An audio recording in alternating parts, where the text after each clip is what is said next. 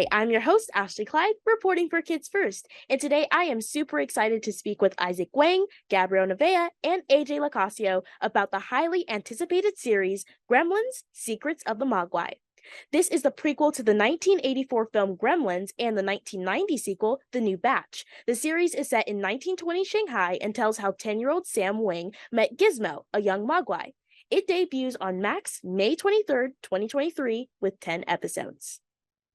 Well, first off, congratulations on this show. So, Izaac, I definitely want to start with you. So, as the show really explores that backstory of Mr. Wing, what can you tell us about his character arc and how he transforms throughout the series?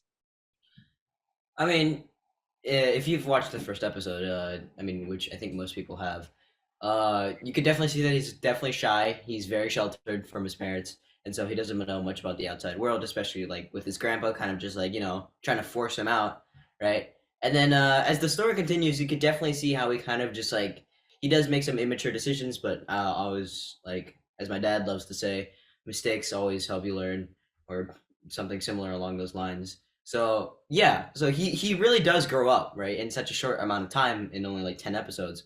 He really did kind of just like mature over all that time. So And AJ, so Gizmo has been an iconic character in the Gremlins franchise. How do you approach voicing Gizmo to capture his lovable personality, which also brings something fresh to the character?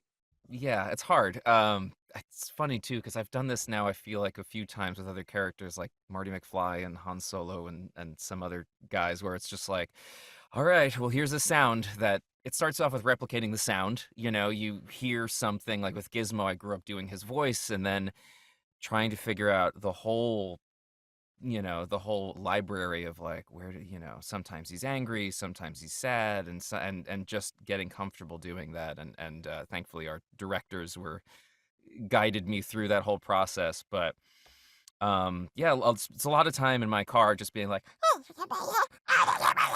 just trying to find the right noises and live in that space for hours and hours and hours, and then if I get confused or lost, hopefully the directors will guide me. That's very interesting. I would be very concerned if I did see you practicing in a car. Yeah, a Uh, lot of people are. and Gabrielle, your character Elle is a new addition to this Gremlins universe. Can you tell us a little bit about how, your character fits into the overall story? Yeah, so I would say Elle kind of starts off as being a bad guy. But bad guy for a reason.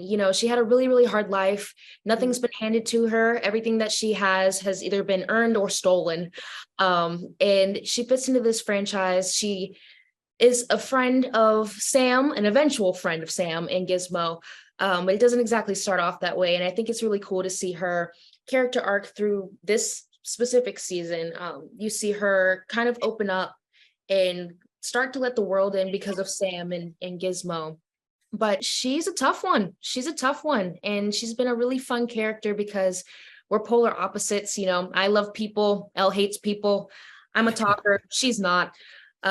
I don't fight physically. She definitely does. So I think kids are really going to enjoy her presence, hopefully. That's awesome. And to your point, which is super interesting, and Gabrielle, you can also answer this as well, and then everyone can follow up. What did you learn about playing your character? I learned a lot. I would say specifically with Elle, it kind of emphasized the point that you don't know what someone's going through. And people don't just act out for no reason. There's always a reason behind everything. Good decisions, bad decisions, everything in between. And I also learned that life has its ups and downs, but it's a roller coaster. You got to just keep riding. I love that. And Izaac? yeah, I mean, I think it's kind of the opposite where like I kind of grew up not sheltered, where my dad would kind of just throw me into stuff. Like, hey, what would happen if I jump off this? Well, find out.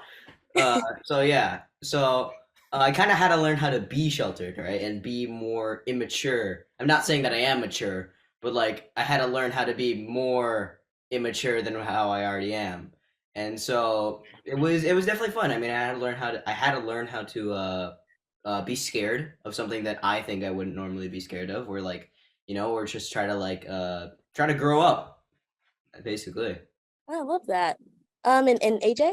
What did I learn? I learned there is no Mogwai language. Is something I learned is I had to make up the entirety of the Mogwai language, basically. I mean, I learned a lot about Gizmo and stuff, but that's the primary thing, is that I'd get a script and everything would be in English, and then I'd have to be like, okay, I gotta figure out sounds that sound appropriate. So that was my my big lesson from this project, is like, oh, I've invented a language.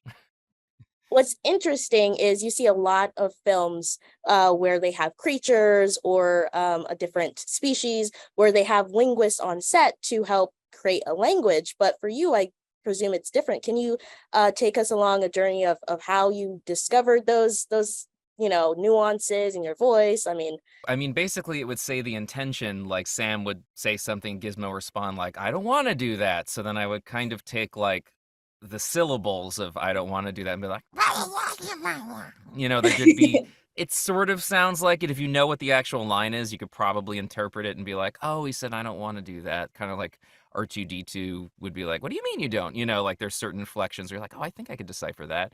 So it was just kind of taking, and if I sounded too much like I was doing it in English, Brendan Hay or Christy Reed, our directors, would be like, it sounds like you straight up just said, English words, and they would make me be like, why don't you do this? So, but it was basically just taking the language and like sanding it down to be almost unrecognizable.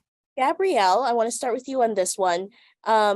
Seeing yourself doing live action as an actor or actress is different from animation.